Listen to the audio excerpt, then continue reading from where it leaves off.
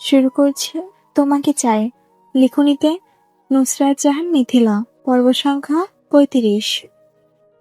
লিসি কাপা গলায় বলে, আর যদি বাই চান্স আপনার না হই? কিরিসের চোখের দৃষ্টি এক মুহূর্তে বদলে যায়, ঠান্ডা ভয়ঙ্কর শান্ত। তাহলে এতটুকু জেনে রাখো, তুমি শুধু আমার। একটু ঝুঁকে এসে বলে, তুমি যদি অন্য কারো হয়ে যাও, তাহলেও যার হবে তার অস্তিত্ব আমি এমনভাবে মুছে দেব যে তুমি কেন, গোটা দুনিয়াও খুঁজে পাবে না। লিসির নিঃশ্বাস আটকে যায়। ক্রিস শেষ করে, তোমাকে আমি কতবার বলবো, তুমি চাও বা না চাও, তুমি শুধু আমার। এক মুহূর্তে থেমে, নরম কিন্তু অদম্য কণ্ঠে, এই পৃথিবীতে কারোর ক্ষমতা নেই তোমাকে আমার থেকে আলাদা করার। এটা মনে রেখো, আমার বীরঙ্গনা। লিসি ঠোঁট বাঁকিয়ে বলে, আগে আলোকনন্দা ছিলাম, আলকান্দনা ছিলাম, এখন বীরাঙ্গনা হয়ে গেলাম। ভালো। ক্রিস মৃদু হেসে তাকায়। না, তুমি এখনো আমার আলকান্দনাই আছো। আর বীরাঙ্গনা কেন বলবো না? তুমি ওদের মেরেছিলে, তাই না? ওদেরকে দেখে বোঝা যাচ্ছিল একবার মার খেয়ে এসেছে। আকবর খান ভালোই ট্রেনিং দিয়েছে। I am impressed. লিসির চোখ এক ঝলক অভিমান। আপনি বড্ড খারাপ, কতবার আপনাকে ডেকেছি, আপনি শেষে এলেন। যদি আমার কিছু হয়ে যেত। ক্রিসের চোখে চোখ রেখে সে থামে, কণ্ঠটা নরম কিন্তু নিশ্চিত। আমি শুনতে পাইনি, এটা ঠিক না, কিন্তু আমি যেটা অনুভব করেছি সেটা তোমার ডাকাই ছিল, যেটা বারবার আমার কাছে, আমার কানে পৌঁছে দিয়েছে। আর তোমার কিছু হয়ে যাবে, আমি বেঁচে থাকতে সেটা কখনোই হচ্ছে না। এই বলে সে আলতো করে লিসির কপালে একটা চুমু এঁকে দেয়। লিসির মুখের খুশি মুচকি লিসির মুখে খুশির মুচকি হাসি ফুটে ওঠে। কির সোজা হাতে হাতে গিয়ে লিসির গলার পাশ দিয়ে হাত বুলিয়ে নেয়। ঘন কালো দীর্ঘ চুলগুলো আঙ্গুলের ফাঁকে জড়িয়ে আসে। ফিরে এসে নিজের সিটে বসতে চুলের আগাগুলো এখনো তার হাতে ছড়িয়ে থাকে। সে হালকা করে চোখ বন্ধ করে, চুলের মিষ্টি ঘ্রাণে একটা দীর্ঘ নিঃশ্বাস নেয়। কে যেন বলেছিল, মেয়েদের চুলের ঘ্রাণ পৃথিবীর সবচেয়ে দামি সুগন্ধি। কিরিসের মনে হয় কথাটা ভুল নয়। লিসি তাকিয়ে থাকে কিরিসের দিকে। চোখ খুলে কিরিস খেয়াল করে চুলের আগাগুলো এলোপাতাড়ি হয়ে গেছে। জোর করে কাটার ছাপ স্পষ্ট। সে ধীরে বলে, ভালোই হয়েছে কেটে দিয়েছে। এমনিতেও তো তুমি তো আগা কাটতে চাইতে। হ্যাঁ, যা কাট যা কাটতে তার চেয়ে একটু বেশি কাটা হয়েছে। বাড়ি চলো, আমি তোমার চুলের আগাটা ঠিক করে কেটে দেব। লিসি মুখ ফুলিয়ে, খুশি লাগছে বুঝি আমার চুল কেটে দিয়েছে বলে? কিরিস সঙ্গে সঙ্গে মাথা নাড়ে। না, একদম না। আমার রূপাঞ্জলের চুল যদি তার অনুমতি ছাড়া কাটা, তাহলে তার মূল্য দিতে হবে তাকে। তুমি চিন্তা করো না, তুমি চিন্তা করো না। এই বলে সে জানালার বাইরে তাকায়। চোখের গভীরতা, ঠোঁটে একটা শয়তানি শান্ত হাসি, খুব নিচু স্বরে, যেন নিজের সাথে কথা বলছে। তার মূল্য তাকে দিতে হবে প্রতি মুহূর্তে, এমন মূল্য দিতে হবে যার জন্য তার জীবনই থাকবে না। কিরিসের কথায় লিসি বুঝে নেয় এই মানুষটার ভালোবাসা যেন কোমল, তার রক্ষা ততটাই অটল।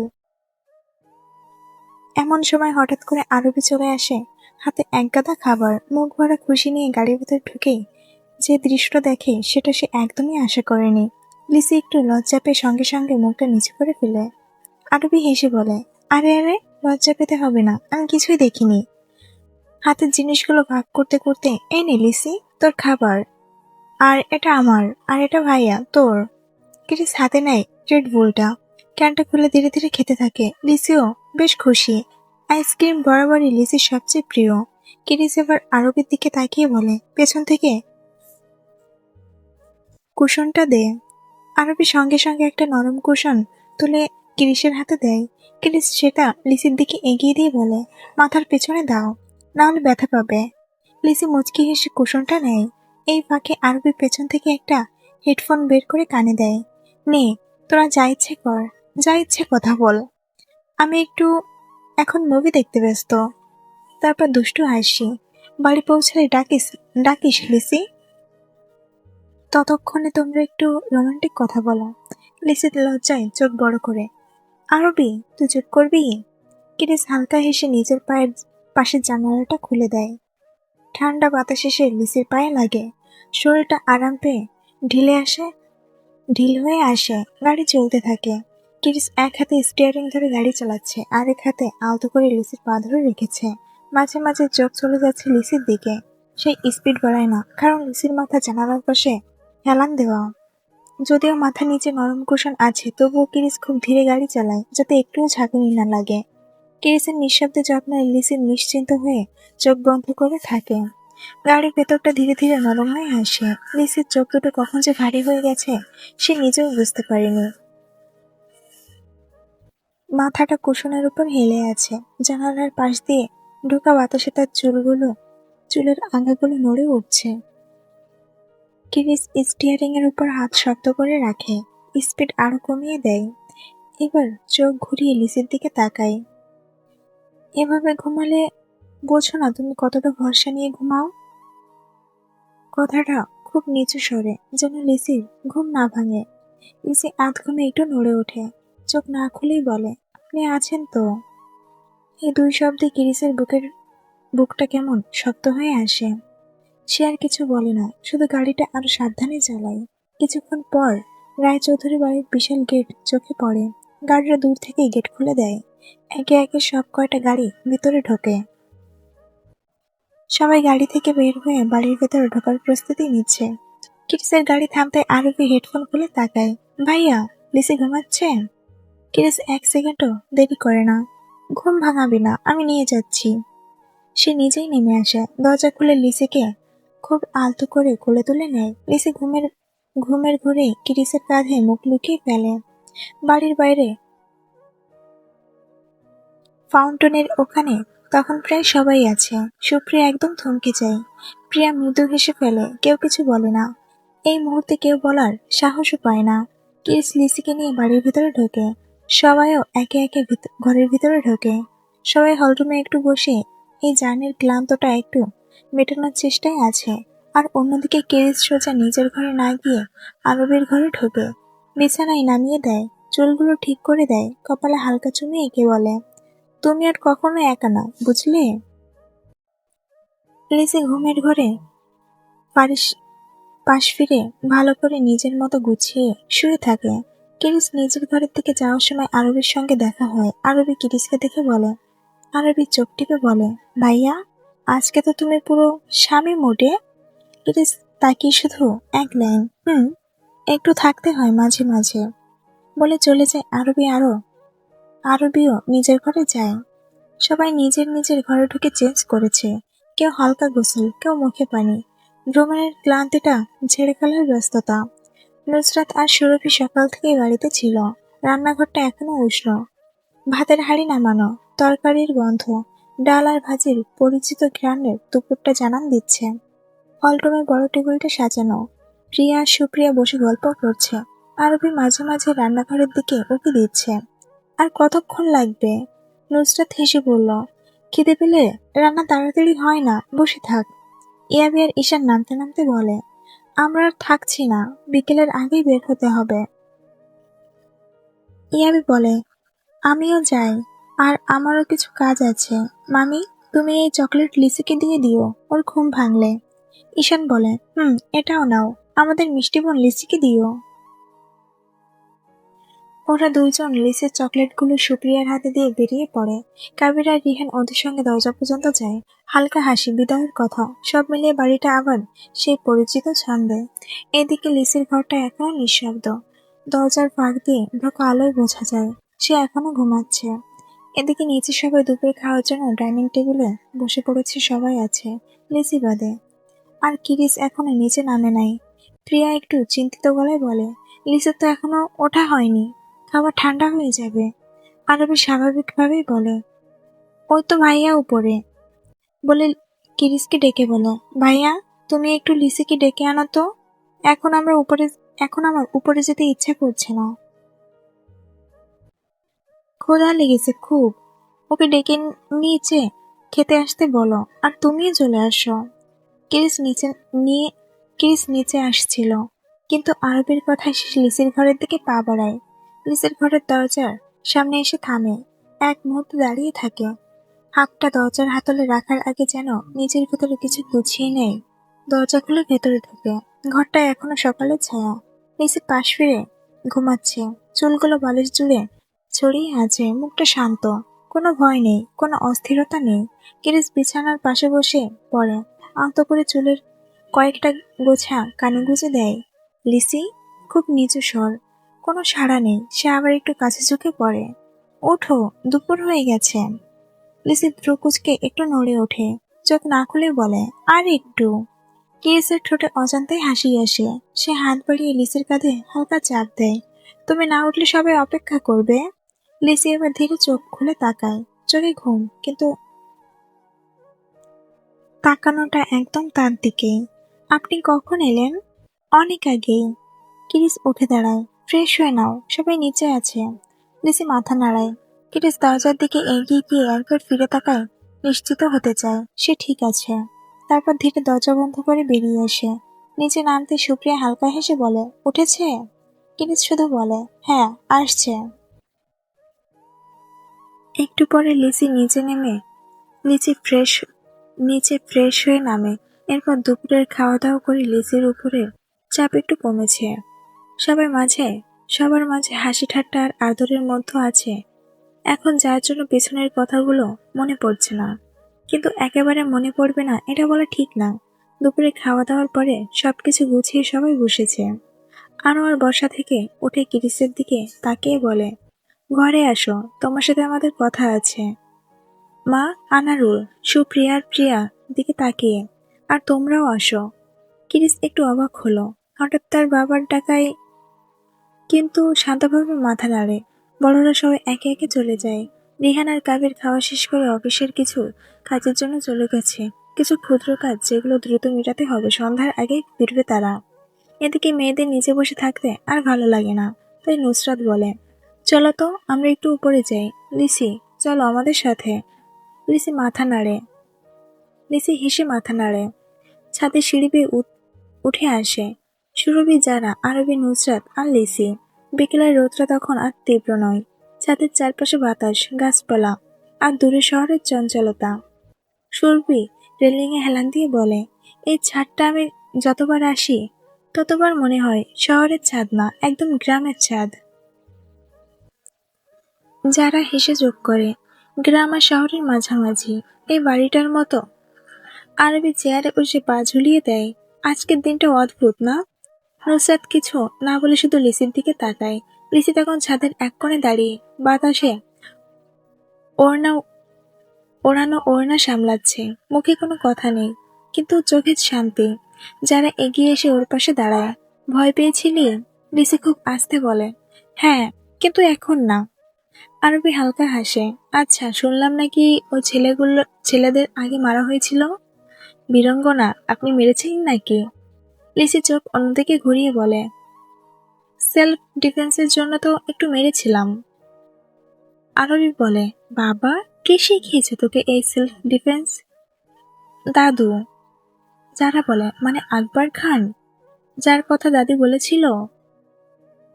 নুসরাত বলে, আচ্ছা, আমি একটা কাজ করি, গল্প করতে লাগো তোমরা, আমি নিচ থেকে চা বানিয়ে আনি আর সঙ্গে কিছু খাবারও নিয়ে আসি, তাহলে ছাদের আড্ডাটা জমে যাবে। আমি যাই, গল্প করো তোমরা। সুরভি বলে, এই না হলে ভাবি, যাও, আমরা তোমার আসার জন্য অধীর অপেক্ষা করছি। সবাই হালকা হেসে ওঠে। সবার মাঝে একটা সুন্দর মুহূর্ত। বিকেলের ছাদে বসে গল্প আছে মেয়েরা। এই সময়ে বাড়ির ভেতর এক ঘরে বসেছে বড়রা। মির্জা বেগম সোফায় সোজা হয়ে বসে আছেন, তার পাশে আনোয়ার আর আনারুল, সামনে চেয়ারে সুপ্রিয়া আর প্রিয়া, আর এক পাশে কিরিস। ঘরটা শান্ত, কিন্তু হালকা ভারী। মির্জা বেগম প্রথম কথা বললেন, আজ যা হয়েছে সেটা হালকা করে দেখার সুযোগ নেই। সুপ্রিয়া দুশ্চিন্তায় হাত মুঠো করে বলে, লিসি তো অনেক ছোট, এত কিছু সহ্য করলো। প্রিয়া বলে, আল্লাহ বাঁচিয়েছে। ঘরটার ভেতর বাতাসটা ধীরে ধীরে ভারী হয়ে উঠেছে। বাইরে বিকেলের আলো থাকলেও ভেতরের আলো যেন কমে গেছে। আনোয়ার আর আনারু দুজনে কিছুক্ষণ চুপ করে বসেছিলেন। শেষমেশ আনারুলে কথা শুরু করলেন, আজকের ঘটনা রাতের মধ্যে গ্রামের অর্ধেক মানুষ জেনে গেছে। সুপ্রিয়া চমকে তাকান। এত তাড়াতাড়ি? আনোয়ার মাথা নাড়েন। গ্রামের খবর চাপা থাকে না। আর ব্যাপারটা ছোট না, কিডন্যাপিং। মির্জা বেগম দীর্ঘশ্বাস ফেললেন। ওর উপর খুব চাপ যাচ্ছে, এত অল্প বয়সে। প্রিয়া ধীরে বলে, লিসা তো এখনো ঠিক মতো কথা বলছে না। ঘরের এক কোণে বসে থাকা কিরিস এতক্ষণ নীরব, চোখ নামানো, মুখ শক্ত। আনোয়ার এবার সরাসরি কিরিসের দিকে তাকান। এই অবস্থায় ওকে আর ঝুলিয়ে রাখা ঠিক হবে না। কিরিস এবার তার বাবার দিকে চোখ তোলে। মানে? আনারুল গলা পরিষ্কার করে বলেন, আমরা ভেবেছি লিসির বিয়েটা ঠিক করে ফেললে ভালো হয়। এক মুহূর্তের জন্য ঘরটা নিঃশব্দ। কিরিসের চোখে অবাক ভাব, তারপর ধীরে ধীরে রাগ জমে উঠে। কি সব বাজে কথা বলছো? আনোয়ার শান্ত থাকার চেষ্টা করেন। রাতারাতি এত বড় ঘটনা ঘটে গেছে, গ্রামে কথা উঠেছে, ওর নিরাপত্তা। কিরিস বলে, তো এর সাথে বিয়ের সম্পর্ক কি? আনোয়ার বলেন, বোঝার চেষ্টা করো। লিসি মেয়ে মানুষ, আর এই ঘটনা যদি সবাই জেনে যায়, কজন বিশ্বাস করবে লিসির কিছু হয়নি? আর তাছাড়া সে সময় বিয়েটাও দেওয়া মুশকিল হয়ে যাবে। আর সেজন্য আমি চাচ্ছি এখন সে সময় বিয়েটাও দেওয়া মুশকিল হয়ে যাবে। আর সেজন্য আমি চাচ্ছি এখন। কিরিস বলে, তো এই জন্য চাচ্ছ যে এখন ওর ওই ঘটনাকে চাপা রেখে অন্য কারোর সঙ্গে বিয়ে দিয়েছি? আনারুল বলল, অন্য কেউ হবে কেন? মানে কি বলতে চাইছো? আনোয়ার কিরিসের দিকে তাকিয়ে স্পষ্ট কথাই বলে, তুই বিয়ে করবি ওকে। আমরা খেয়াল করেছি তুই লিসির ভালোই খেয়াল রাখিস, আর অতটা খেয়াল আজ পর্যন্ত কোনো ভাই বোনদের রাখিস না। তাই তোকে আমি অফার করলাম।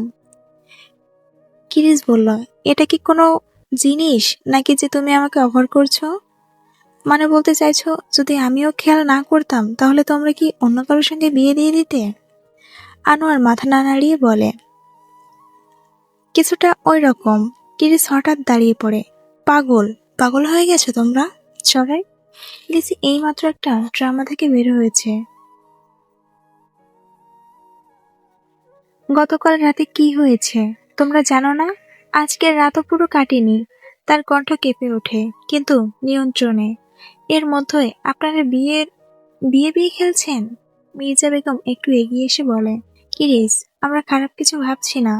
কিরিস তীক্ষ্ণ চোখে তাকায়। খারাপ না? এখন এই কথা তোলা ঠিক কি? আনোয়ার এবার গলা শক্ত করেন। তুমি যদি না করো অন্য কাউকে ভাবতে হবে। এই কথায় কিরিস থমকে যায়। কি বললেন? আনোয়ার বলল, তাহলে নিয়ম অনুযায়ী অন্য কারোর সঙ্গে বিয়ে ঠিক করা হবে। কিরিসের গলা এবার কড়া। নিয়ম?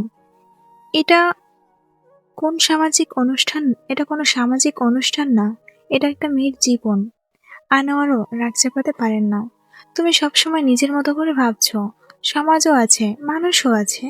কিরিস এক কদম এগিয়ে আসে। সমাজ যদি একটা মেয়ের ভয়, কষ্ট, ঘুম, অনুভূতি আর সম্মান আর যদি মেয়েদের সিদ্ধান্তের কদর করতে না জানে, তাহলে সেই সমাজের নিয়মের আমার দরকার নেই। ঘরে নিস্তব্ধতা। কিরিস ধীরে কিন্তু স্পষ্ট করে বলে, মানি না আমি এই সমাজের নিয়ম। আমার শেষ কথা হচ্ছে, আমি না বলছি। সবাই তাকিয়ে থাকে। এখন না, এই অবস্থায় না, আজ না, কাল না, কখন হবে সেটা আমি ঠিক করব। সে দরজার দিকে এগিয়ে যায়। মির্জা বেগম ডাকে, কিরিস। কিরিস থামে না, শুধু দরজার কাছে দাঁড়িয়ে একবার বলে, এখনো ড্রামা থেকে বেরিয়ে আসার জন্য সময় দরকার। আর এখন তোমরা ওকে একটু সময় দাও। কিরিস দরজার হাতলে হাত রাখতেই আনোয়ার হঠাৎ গম্ভীর গলায় বলে উঠলেন, 1 মিনিট দাঁড়াও। কিরিস থামে, কিন্তু তাকায় না, কিন্তু দাঁড়িয়ে যায়। আনোয়ার ধীরে হিসেব করে কথা বলেন, আমি তোমাকে 3টে অপশন দিচ্ছি কিরিস। ঘরের সবাই নিঃশ্বাস চেপে ধরে। প্রথমত, যদি তোমার পছন্দের কেউ থাকে এখনই বলো, আমরা কথা বলবো, বিয়ে দিয়ে দিব। একটু থেমে আবার বলে, দ্বিতীয়ত, লিজির সঙ্গে যে বিয়ের কথা উঠেছে সেটাতেও রাজি হও। কিরিস এবার ধীরে ঘুরে তাকায়। আনোয়ার কণ্ঠ শক্ত করে, আর তৃতীয়ত, যদি এই দুটোই না চাও তাহলে আমরা নিজেরাই মেয়ে দেখব। হোক সেটা পুরনো কোনো সম্বন্ধ, ভুল বোঝাবুঝিতে ভেঙে যাওয়া বাগদত্তা, অথবা মা বাবা। অথবা মা বাবা মারা শান্ত স্বভাবের কোনো মেয়ে, মা বাবা মরা শান্ত স্বভাবের কোনো মেয়ে। ঘরের বাতাসটা যেন কেটে নেওয়া যায়। কিরিস কয়েক সেকেন্ড চুপ করে থাকে। চোখে রাগ নয়, বরং ঠান্ডা, হিংস্র এক স্থিরতা। সে ধীরে ধীরে আনোয়ারের দিকে তাকায়। না, একটা শব্দ, কিন্তু তাতে কোনো দ্বিধা নেই। এই মুহূর্তে কোনো কিছুই হচ্ছে না। আনোয়ার কিছু বলতে চাইলে কিরিস এবার পুরো ঘুরে দাঁড়ায়, চোখে চোখ রেখে একদম সরাসরি। মিস্টার আনোয়ার রায় চৌধুরী। ঘরে সবাই চমকে ওঠে। আপনার অপশানগুলো আপনার কাছেই রাখুন। এখন না বিয়ে, না সম্বন্ধ, না সমাজ। একটু থেমে শেষ কথাটা বলে, আমি যা ঠিক করার নিজে করব। আনোয়ার বলে, তোমার একটা ছোট ভাই আছে, তারও বিয়ে দিতে হবে। তুমি বড়, তোমার বিয়ে না দিয়ে তোমার ছোট ভাইয়ের বিয়ের কথা আমি ইয়াবের আব্বুর সঙ্গে কি করে বলবো? একটু ভাবো কিরিস। ভাবা শেষ আর উত্তর না বলে দরজা খুলে বেরিয়ে যায়। দরজাটা বন্ধ হওয়ার শব্দটা ঘরের ভেতর অনেকক্ষণ ধরে প্রতিধ্বনি হতে থাকে। কিরিস বেরিয়ে যাওয়ার পর ঘরের ভেতরে কিছুক্ষণ কেউ কথা বলে না। আনোয়ার চেয়ার থেকে হেলান দিয়ে বসে পড়েন। কণ্ঠে ক্লান্তি, বিরক্তি আর অভিমান একসাথে। দেখলে তোমার ছেলে তোমার আদরে কেমন হয়েছে? আমি আর পারছি না সুপ্রিয়া। সুপ্রিয়া চুপচাপ ছিলেন, এবার ধীরে মাথা তুলে বললেন, ছেলেটি কি একা আদরে হয়েছে? ছেলেটা কি একা আমার আদরে হয়েছে নাকি? তাছাড়া তুমি তো জানো ছোটবেলা থেকে ও কেমন। আনোয়ার কিছু বলতে গেলে সুপ্রিয়া কথা কেটে দেন, কিন্তু গলা উঁচু নয়। যেটা করবে এক কথাই করবে, আর যেটা করবে না মরে গেলেও করবে না। একটু থেমে মির্জা বেগমের দিকে তাকিয়ে বলেন, মা, আপনি বোঝেন না আপনি বোঝান না আপনার ছেলেকে। মির্জা বেগম এতক্ষণ চুপ করে শুনছিলেন, এবার ধীরে হাত তুলে বললেন, ঠিক আছে, এই কথা এখন বাদ দাও। ঘরের পরিবেশটা একটু ঠান্ডা করার চেষ্টা করেন তিনি। এত তাড়াতাড়ি সিদ্ধান্ত যাওয়ার দরকার নেই। সামনে কি হবে সেটা এখনই ভাবতে হবে না। আনোয়ার কিছুটা বিরক্ত গলায় বলে, কিন্তু মির্জা বেগম দৃঢ় কিন্তু শান্ত। আনোয়ার, নিশ্চয়ই কোনো কারণ আছে। বিনা কারণে কিরিস জীবনের কোনো সিদ্ধান্ত নেয় না, এটা তুমি সবচেয়ে ভালো জানো। একটু থেমে বলেন, দেখো কটা দিন সময় দাও, পরিস্থিতি নিজের অনেক কিছু পরিষ্কার করে দেয়। ঘরে আবার নীরবতা নামে, কেউ আর কথা বাড়ায় না। এই আলোচনা এখানেই থামে, কিন্তু প্রশ্নগুলো থেকে যায়। কিরিস নিজের ঘরে দরজাটা ভেতর থেকে বন্ধ করে দেয়। ঘর জুড়ে নীরবতা, শুধু দেওয়াল ঘড়ির টিকটিক শব্দ। সে সোফায় বসে কোনোতে কপাল রেখে গভীর চিন্তায় ডুবে যায়। চাইলে সে এখনই লিসিকে বিয়ে করতে পারে।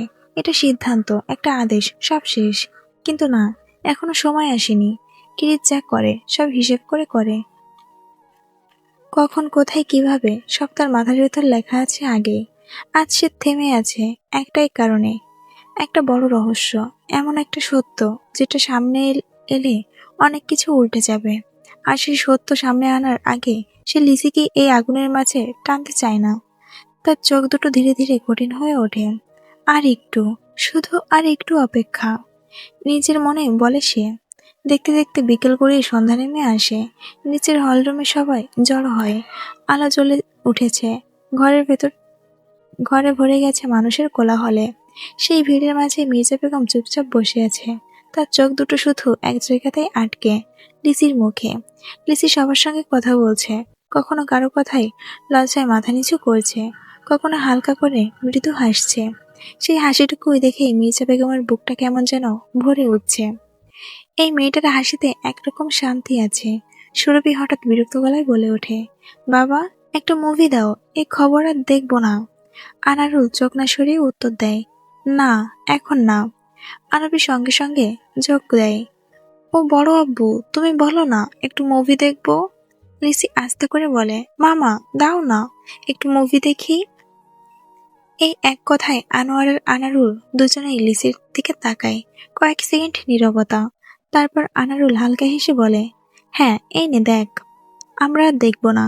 যারা সঙ্গে সঙ্গে ফুঁসে ওঠে, এটা অন্যায়, এতক্ষণ ধরে আমরা বললাম, দিলে না তো। আনারুল যারার কাছে গিয়ে ওকে কাছে টেনে নেয়, আরে আমার আদরের ছোট মেয়ে, এত রাগ কিসের? যারা মুখ বাঁকিয়ে বলে, বাবা তুমিও? আচ্ছা ঠিক আছে। ও আম্মু, একটু চা বানিয়ে দেবে? আনোয়ার হেসে বলে, হ্যাঁ সুপ্রিয়া। তুমি আজকে এখনো চা দাওনি কেন? কিছুক্ষণের মধ্যে সুপ্রিয়া আর প্রিয়া একসাথে ট্রেতে করে চা নিয়ে আসে, সঙ্গে গরম গরম চপ, মুড়ি আর ছোলা। চায়ের ধোঁয়ায় পুরো ঘরটা যেন আরো উষ্ণ হয়ে ওঠে। মির্জা বেগম একটু অবাক হয়ে বলে, এই জন্য কি এত দেরি?